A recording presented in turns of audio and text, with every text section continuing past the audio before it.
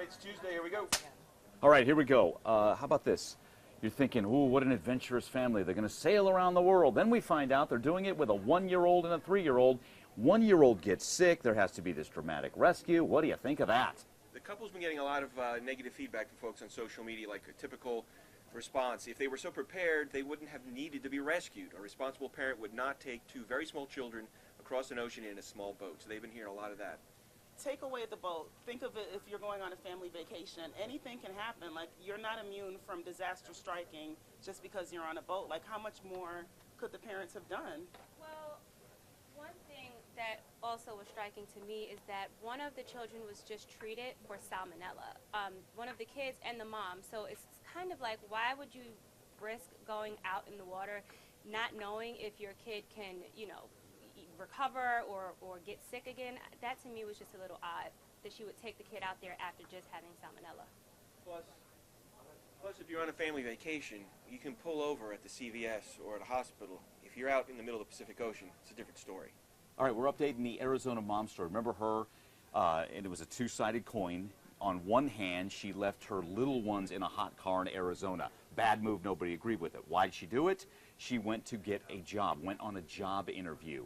Everybody felt for her. Stacy, how much money's been raised and what's going to happen to all that cash? About $91,000. Wow.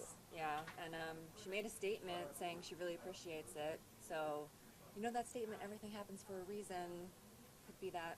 There was a lot of backlash still from the mom. Like, people are feeling that she's being rewarded for leaving her kids in the car. I saw it all over the place yesterday. So there is that other side also. But the money, you know, the money that's being raised for her, a lot of people are donating with hopes of helping her secure a place to live so that she's not in the streets with her kids, and just help her out financially so that hopefully she's not put in this, in a situation like this again. All right. It's already heated. Good. Okay, Final Four is wrapped up. Congrats to you. You called it. UConn with the big win, but we got an offshoot story, right? Right. So before the game last night, Shabazz Napier, the star of the team, the leader, senior, was asked what he thought about the ruling in Northwestern about allowing the collegiate players to unionize. And he tried to be PC about it. He did. And he said, you know, I'm a student athlete, but there are nights where I go starving. There's not enough food. And they asked him, you know, beyond the meal plan, do you feel like an employee? Which I think they kind of are, but he said, do you feel like an employee for the university? He was like, no, I am a student athlete. But like I said, there are times when I go to bed starving. It all comes back to, you know, the accusations that the NCAA treats their athletes as if slave labor. They make millions, if not billions of dollars on these athletes, and they're not allowed to take any money at all. They don't get any percentages from the jerseys that they sell without their names, in the video games that they sell of their likeness without their names. And then, you know, and then people get mad when these athletes leave after 1 year so that they can actually make money. But they also get lobster dinners and nights out, like, all the time. At least the kids at my school did. So I don't feel sorry for them at all. I don't. Sorry. Well, I don't know about. I don't think unions are the way to go.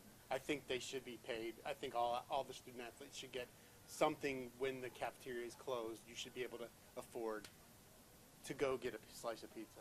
College is not a cheap place to go. No. I was a journalism student. There were nights that I went to bed hungry. I'd feel a certain way if I knew that just because you play a sport, I was very dedicated in college. Just because you play a sport and the school is profiting, I understand that. What about me? What about my needs? What about my stomach? I'm hungry too. You're not, like I said earlier, you're not burning calories there. They do 2 a day. So they're up at 5 or 4:30 in the morning. They have full practice. Go to class. Go to practice again. They may or may not know. The choose or choose not thing. True. It was late at night and everything too. So I don't really care. But remember, a lot of these athletes aren't from affluent families. They're not being helped out. But they're not allowed to work. They're not allowed to work. Yeah, There were times where I couldn't work because I was so busy with class. you are not prevented to. Like, you are too busy, but they're not allowed to. They know going cannot into college that this is what they're facing. They know that there has been a trend. They know it, and they're going to come out. career too. They can't even sell. They can't even sell their own jersey. They see it in the store. They can't even sell it. They'll get banned. They'll get kicked out of school. I think this is the most ridiculous thing. I think to be fair, if your university, especially someone like Shabazz Napier, who's UConn is going to make 100, 200 million, 300 million dollars spent in 1 year, and plus new recruits, and winning. Hold on, winning. That is his. Yeah, he has a scholarship, and this is where he is coming to. Winning a championship, winning a football championship brings in more new students. Have a pop-up with the other hungry basketball players. There are ways around. I'm serious. There are ways around this.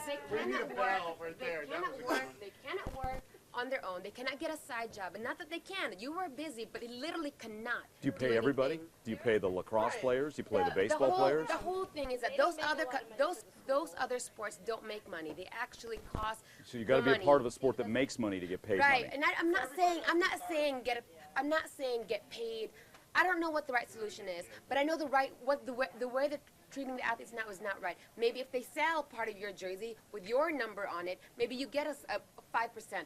A 5% cut, because it's your performance. They're not buying, or they're not selling the number of the other athletes, the lacrosse athlete that no one knows about. They're buying athletes of the big QB. So what if the top selling jersey? On this selling jersey, I'm kind of disagree on that. If the top selling jersey, Daryl is watching. not Flip the mine, camera. Give it. turn the camera. Oh, Daryl! Go. Reason why I kind of disagree with that, because as most of you know, I'm a Carolina fan, and Kendall Marshall, who was one of the best point guards a couple of years ago, which wears number 5, he would be getting, according to you, he would be getting money for that. But now Marcus Page is wearing the same number. How can both of them make the money off the same jersey when Kendall Marshall was pretty much the best point guard in the last couple of years? So how can that happen? And to another point, being that he said that he went to bed starving, he has parents. Right. They can get money from the parents. Where's your So where is that? Come on, like everybody. What if you were talking about the jerseys alone? What if I'm a really great player and I'm dedicated my time and I'm doing all of this, but my jersey doesn't sell? Do I not eat because it doesn't sell and I can't get a percentage of that? I don't know. I guess there's something to be about your likelihood. It's like in the free market. Like in the free market. Oh, you're filming. Like in the free market, if your stuff sells, I'm not saying a lot. Maybe even if it's 1% or 0.5%, if they're bringing money in. All I'm saying, the current state right now, there's no reason that a person or any athlete that's bringing money for the school goes to bed hungry because they're burning 6,000 calories a day doing 2 or 3 a day. They're But getting you a have to free think- education. The They're getting a free free education. the They whole have money free to spend on education is getting BS. food. There's no Wah, way. wah, wah. There's $6,000 to $40,000 a year that they're getting on the education. Some of them, not all of them, or partial whatever, does not even come close to the amount of money to bring into the school. At the end of the day, I don't think that a basketball player's education or a basketball player's stomach is more important than any other student at that school, and that's what this is saying to me. This is saying to me, because I'm dedicating myself to this school, I dedicated myself to my school academically. They're dedicating themselves to the school athletically, but they're not better than me. I'm still a starving student, You so are what? afforded some freedoms that they don't have. You are afforded the right to